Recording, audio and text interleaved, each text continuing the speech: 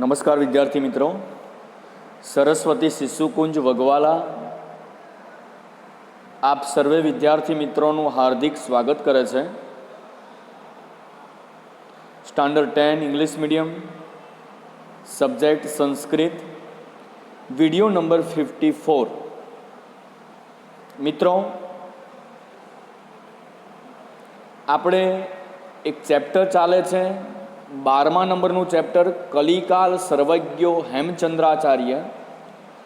આ એક ચેપ્ટર ચાલતું હતું, તો એ ચેપ્ટરમાં બેટા એક વિડીયો આપણે જોઈ ગયા।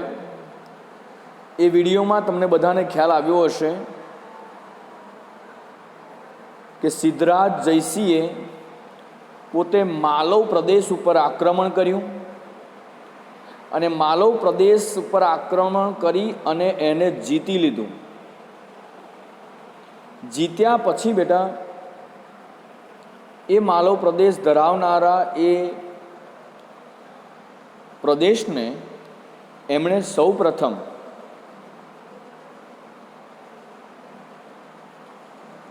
તેનું ધન લઈ લીધું, પણ જોડે જોડે એક લાઇબ્રેરી હતી, એ લાઇબ્રેરી પણ લઈ લેવામાં આવી સિદ્ધાર્થ જયસિંહ તરફથી। લાઇબ્રેરીમાં શોધખોળ કરતું એક પુસ્તક હાથમાં આવ્યું। એ પુસ્તકનું નામ છે સરસ્વતી કંઠાભરણ, જેના રચયિતા જેના ઓથર છે રાજા ભોજ। તો મિત્રો, આ રાજા ભોજ જે છે એ રાજા ભોજે પોતે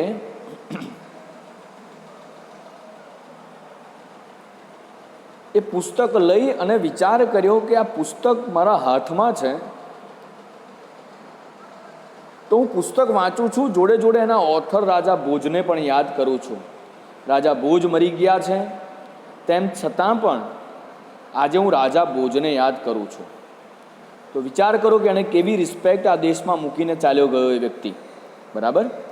તો અહીંયા આગળ સિદ્ધાર્થ જયસિંહના મનમાં એક પ્રશ્ન જાગ્યો કે હું આવું કેમ ન કરું, હું આવું કેમ ન કરું કે જેથી કરીને મારી પણ કીર્તિ આ પ્રમાણે બને। તો રાજા ભોજ કહે છે, સિદ્ધાર્થ જયસિંહ વિચારે છે કે મારે પણ આવું કોઈક કાર્ય કરવું જોઈએ। તો શું કાર્ય કરવાનું વિચારે છે? તો એવમ વિચાર્ય સહ જૈન મુનિ નામ આચાર્ય હેમચંદ્રમ પ્રાપ્તવાન। એવમ વિચાર્ય, આવો વિચાર કરીને, સહ જૈન મુનિ નામ આચાર્ય, તે જૈન મુનિ વાળા આચાર્ય સાથે, એ આચાર્યનું નામ શું છે? હેમચંદ્રમ પ્રાપ્તવાન, એટલે હેમચંદ્ર મુનિને મળે છે। અને એ મુનિને મળ્યા પછી શું વિચારે છે? નિવેદિતવાન ચ, અને બે હાથ જોડી અને નિવેદન કરે છે કે અયી, અરે આચાર્ય વર્યાહ, અરે આચાર્ય, ભવંતો ભોજ વ્યાકરણમ સદૃશમ, ભવંતો એટલે મેં, ભોજ વ્યાકરણ દૃશમ એટલે જોયું, એકમ વ્યાકરણમ વિરચયંતો, અને આ એક વ્યાકરણની હું શું કરવા જઈ રહ્યો છું? જેવું મેં એ વ્યાકરણ જોયું કે તરત જ એવમ વ્યાકરણ એટલે એ વ્યાકરણની જેમ વિરચયંતો, એ જ વ્યાકરણની જેમ તમે કોઈક વ્યાકરણની રચના કરો સંસ્કૃતની, જેથી કરીને યેન ભવતા મામ, જેનાથી, મામ એટલે આપણને, આ મામ એટલે મને, ચ અમરાહા કીર્તિ ભવેત, ભવતા એટલે તમને, મામ એટલે મને, એટલે કે તમને અને મને અમર બનાવી દેશે। અમરા કીર્તિ ભવતે, અમર રિસ્પેક્ટ બનાવશે આપણા દેશમાં, વિશ્વમાં। સિદ્ધારાજસ્ય જયસિંહસ્ય નિવેદનેન પ્રેરિતા, એટલે સિદ્ધાર્થ જયસિંહના નિવેદનથી પ્રેરિત થઈને હેમચંદ્રાચાર્યા એકમ પૂર્વમ વ્યાકરણ ગ્રંથમ રચિતવંતઃ. હેમચંદ્રાચાર્યએ એક વ્યાકરણ ગ્રંથની રચના કરી. અને કયા વ્યાકરણ રચની રચના કરી? તો સહ સિદ્ધ હેમ વ્યાકરણમ ઇતિ, તેમણે સિદ્ધ હેમ, સિદ્ધ એટલે સિદ્ધરાજ, હેમ એટલે હેમચંદ્રાચાર્ય, જે વ્યાકરણ ગ્રંથ રચ્યો કોણે? તો કહે છે કે હેમચંદ્રાચાર્યએ. તો એ હેમચંદ્રાચાર્યએ સંસ્કૃત વ્યાકરણ જે ગ્રંથ રચ્યો એ ગ્રંથનું નામ શું આપ્યું? સિદ્ધ હેમ વ્યાકરણમ ઇતિ નામના પ્રસિદ્ધ અસ્તિ. એ નામથી એને પ્રસિદ્ધ કરવામાં આવ્યો છે. અસ્મિન અષ્ટો અધ્યાયા સંતિ, તેમાં અષ્ટો એટલે 8 અધ્યાયા સંતિ, એમાં 8 અધ્યાય જોવા મળે છે. તેસુ પ્રારંભિકેસુ, તેના પ્રથમ ષટ્સેસુ એટલે પ્રથમ 6 અધ્યાયેસુ સંસ્કૃત ભાષા, બરાબર, તેના પ્રથમ 6 અધ્યાય સંસ્કૃત ભાષાયા, તેના પ્રથમ 6 અધ્યાય સંસ્કૃત ભાષાના છે. અને અંતિમયોહો દ્વયોહો, અને અંતિમ 2 અધ્યાયયોહો, અંતિમ 2 અધ્યાય પ્રાકૃત ભાષાણામ ચ વ્યાકરણમ અપ્યસ્તિ, પ્રાકૃત ભાષાનું વ્યાકરણમ અપ્યસ્તિ, અપ્યસ્તિ એટલે આપે, બરાબર, આપ્યું. ઇટ મીન્સ કે એમણે સિદ્ધાર્થ જયસિંહ કોની જોડે ગયા? હેમચંદ્રાચાર્ય જોડે ગયા. રાજા ભોજની વાત કરી અને વિનંતી કરી કે રાજા ભોજે જેમ સરસ્વતી કંઠાભરણ નામનો એક ગ્રંથ રચ્યો અને એને આજે પણ રિસ્પેક્ટ મળે છે, એ જ પ્રમાણે તમે એક એવો ગ્રંથ રચો કે જે ગ્રંથથી ભવિષ્યમાં તમારી અને મારી કીર્તિ એવી ને એવી આ દુનિયામાં રહે. તો હેમચંદ્રાચાર્યએ એક ગ્રંથ રચ્યો જેનું નામ છે સિદ્ધ હેમ વ્યાકરણ ગ્રંથમ. એટલે સિદ્ધ એટલે સિદ્ધરાજ, હેમ એટલે હેમચંદ્રાચાર્ય નામનો વ્યાકરણ ગ્રંથ. એમાં સ્ટાર્ટિંગ ટોટલી 8 અધ્યાય છે. એમાં સ્ટાર્ટિંગ 6 અધ્યાય એ શેના છે? તો સંસ્કૃત ભાષાયા, સંસ્કૃત ભાષાના અધ્યાયો છે. અને દ્વયો અધ્યાયો પ્રાકૃત ભાષાના, બીજા 2 અધ્યાય એ શેના છે? પ્રાકૃત ભાષાના, એટલે કે પ્રકૃતિવાળી ભાષાના. પ્રાકૃત ભાષાનાનો મિનિંગ એ થાય કે બોલચાલની ભાષામાં જેનો ઉપયોગ થતો હોય એ ભાષાનો એમને ઉપયોગ, એ ભાષાનું એમણે વ્યાકરણ બનાવ્યું. બરાબર. આવે છે આગળ, હેમચંદ્રાચાર્ય લક્ષ શ્લોક પરિણમિતિ સાહિત્યમ વિરચિતમ અસ્તિ.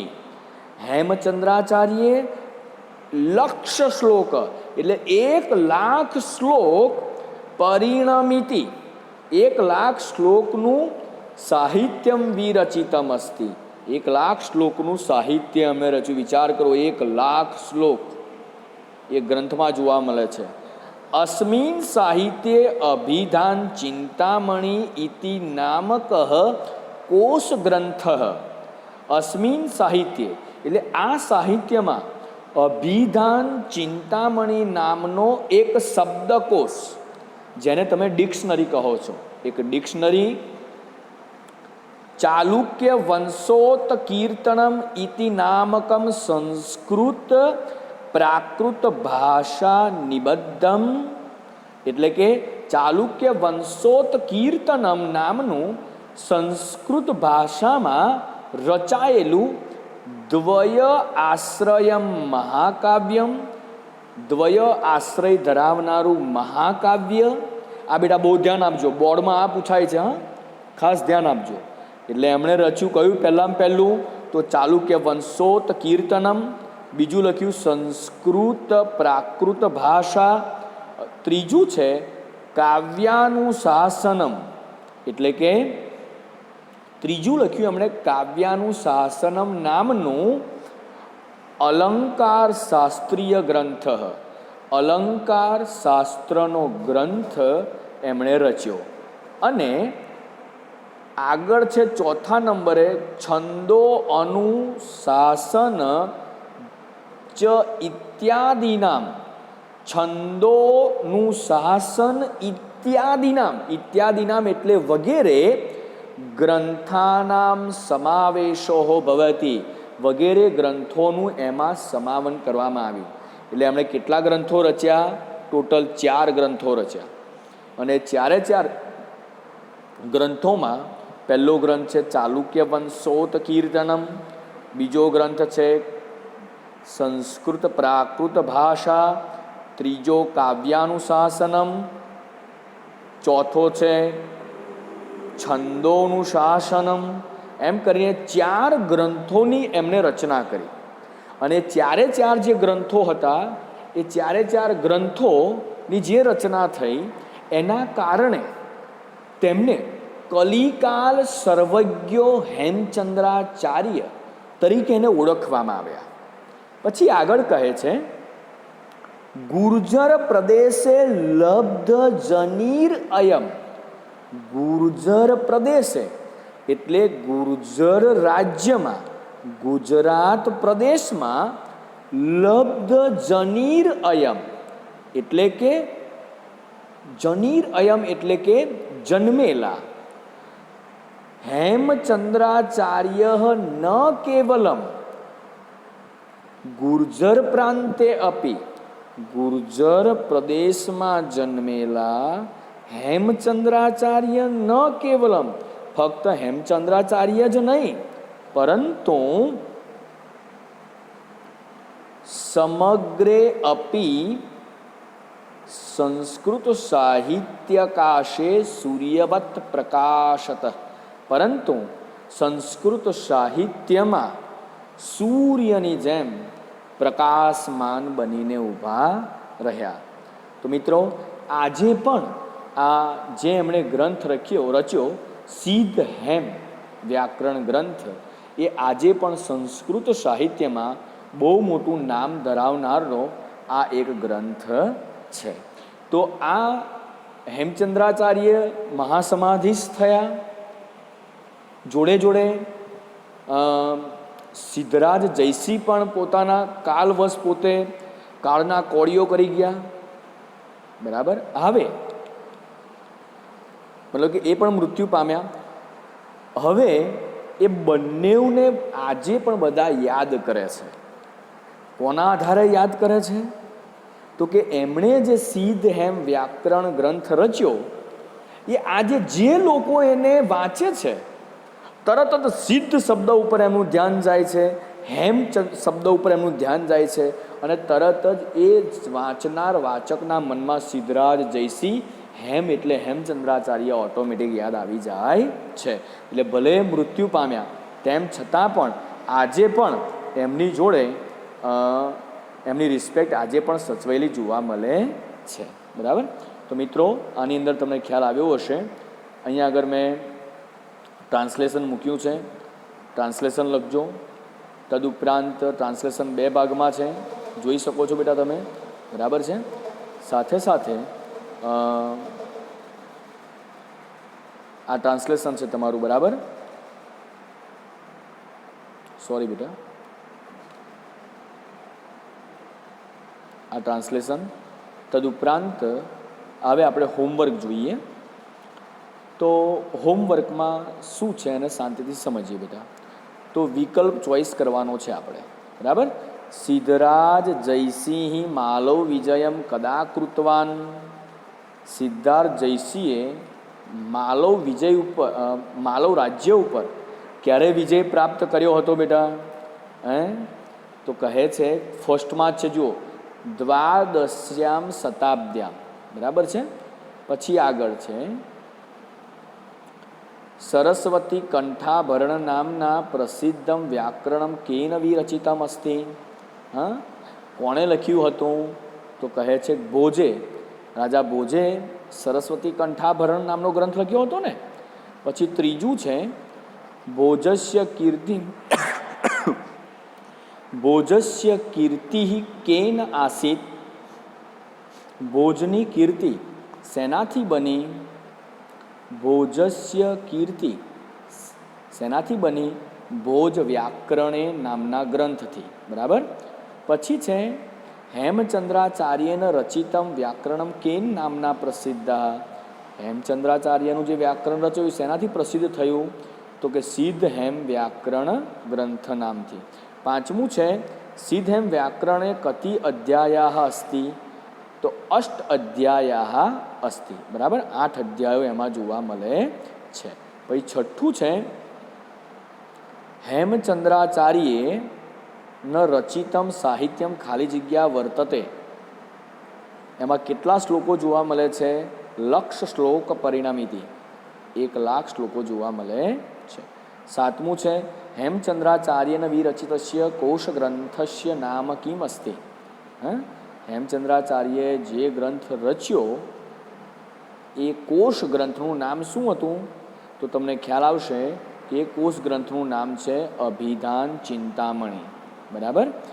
તો મિત્રો આની અંદર તમને ખ્યાલ આવ્યો હશે. હવે છે જુઓ સંસ્કૃત પ્રશ્નોના સંસ્કૃતમાં ઉત્તર આપો. જયસિંહ કમ નૃપતિમ પરાજિતવાન. યશો વર્માનામ પરાજિતવાન. એને પરાજિત કર્યો હતો ને માલવ રાજા. પછી ખાલી ભોજેન વિરચિતમ વ્યાકરણમ કેન નામના પ્રસિદ્ધ ભવતી. કયા નામથી ભોજના ગ્રંથને પ્રસિદ્ધ કરવામાં આવ્યો હતો? સરસ્વતી કંઠાભરણ નામના એનાથી.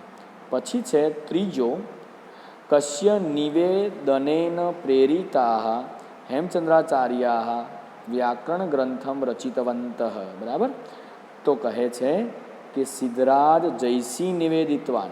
સિદ્ધાર્થ જયસિંહે નિવેદન આપ્યું જેના કારણે આ ગ્રંથની રચના થઈ. પછી ચોથું છે સિદ્ધ હેમ વ્યાકરણસ્ય ષષ્ઠુ અધ્યાયેષુ કસ્ય વ્યાકરણમ વર્તતે. 6 અધ્યાયોમાં શેનું વ્યાકરણ જોવા મળે છે? તો સંસ્કૃત વ્યાકરણ જોવા મળે છે, બરાબર. પછી છે પાંચમો હેમચંદ્રાચાર્યેન રચિતસ્ય અલંકાર શાસ્ત્રસ્ય ગ્રંથસ્ય નામ કિમ અસ્તિ. હેમચંદ્રાચાર્યએ જે અલંકાર ગ્રંથ વ્યાકરણ રચ્યું એનું નામ શું છે? કાવ્યાનુશાસન, બરાબર. પછી છે ઇંગ્લિશ પ્રશ્નનો ઇંગ્લિશમાં આન્સર આપો. ફર્સ્ટ જે છે તો એ ફર્સ્ટમાં શું છે? તો જુઓ શાંતિથી. ફર્સ્ટ પ્રશ્ન તમારો ઇંગ્લિશ પ્રશ્નનો ઇંગ્લિશમાં આન્સર આપો એવું કહે છે. તો જોઈએ આપણે પહેલો પ્રશ્ન શું કહેવા માંગે છે. તો જુઓ, તો સિદ્ધરાજ જયસિંહ ક્યારે માલવ વિજય કર્યો હતો? પ્રશ્ન પહેલો, સિદ્ધરાજ જયસિંહે, આ પ્રશ્ન પહેલો જે છે એનું શું થાય બેટા? તો કહે છે કે સિદ્ધરાજ જયસિંહે ક્યારે માલવ વિજય મેળવ્યો હતો, બરાબર છે. તો દ્વાદશ આવે ને, બરાબર. દ્વાદશ શતાબ્દ્યામ માલવ વિજયમ કૃત્વા. પછી છે બીજો પ્રશ્ન છે બેટા. બીજા પ્રશ્નમાં છે માલવ વિજયથી જયસિંહને શું શું પ્રાપ્ત થયું હતું, બરાબર છે. બીજો પ્રશ્ન તમને એવું કહે છે કે માલવ વિજય ઉપર એમને મેળવ્યો તેમાંથી એમને શું શું પ્રાપ્ત થયું. તો તમને બધાને ખબર છે કે એમને જોડેથી એક પ્રાપ્ત થયું પૈસા એટલે ધન પ્રાપ્ત થયું અને જોડે જોડે તેની લાઇબ્રેરી પણ એમને પ્રાપ્ત થઈ. બરાબર. પછી જે ત્રીજો પ્રશ્ન છે, ત્રીજો પ્રશ્ન, ભોજની ખ્યાતિ એટલે ભોજની રિસ્પેક્ટ કયા કારણથી હતી?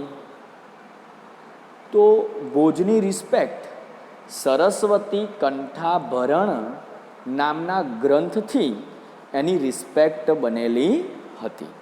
બરાબર. પછી છે આગળ ચોથો છે. ચોથો પ્રશ્ન શું કહેવા માંગે છે? તો કહે છે હેમચંદ્રાચાર્યે રચેલું સાહિત્ય કેટલા શ્લોકનું હતું? તો એકનો એક પ્રશ્ન છે ને એકનો એક આન્સર આવે છે બેટા. 1,00,000 શ્લોકનું ત્યાં આગળ એમને શ્લોકો જોવા મળે છે. કેટલા? 1,00,000 શ્લોકો. બરાબર. તો બેટા તમને ધ્યાનમાં આવ્યું હશે કે દુનિયામાં બળથી કોઈ દિવસ કોઈને જીતાતું નથી. આ પાઠનું મોરલ કહે છે કે સરસ્વતીથી, જ્ઞાનથી આ દુનિયામાં બધાને જીતી શકાય તેમ છે. એ સિવાય બીજા કોઈનાથી જીતી શકાય નહીં. તો મિત્રો, આપણે આ મોરલને ધ્યાનમાં રાખી આપણા જીવનને આ રીતે એક બનાવવાનો પ્રયત્ન કરીએ. કારણ કે દુનિયામાં બધા પૈસાથી જ આખી જિંદગી જીવાશે એવું બધા મનમાં ધારણ કરીને બેઠેલા છે, પરંતુ એ ઉચિત છે નહીં.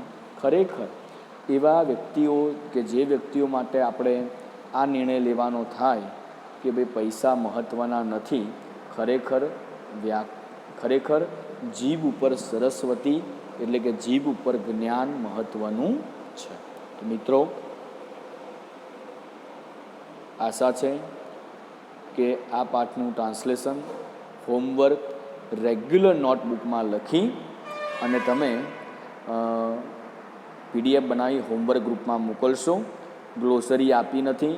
એનું માત્ર અને માત્ર રીઝન એટલું છે કે આપણે આગળના ચેપ્ટરમાં ગ્લોસરી બધી લઈ લીધેલી છે, એટલે આજે ઘડી મેં ગ્લોસરી મૂકેલી નથી.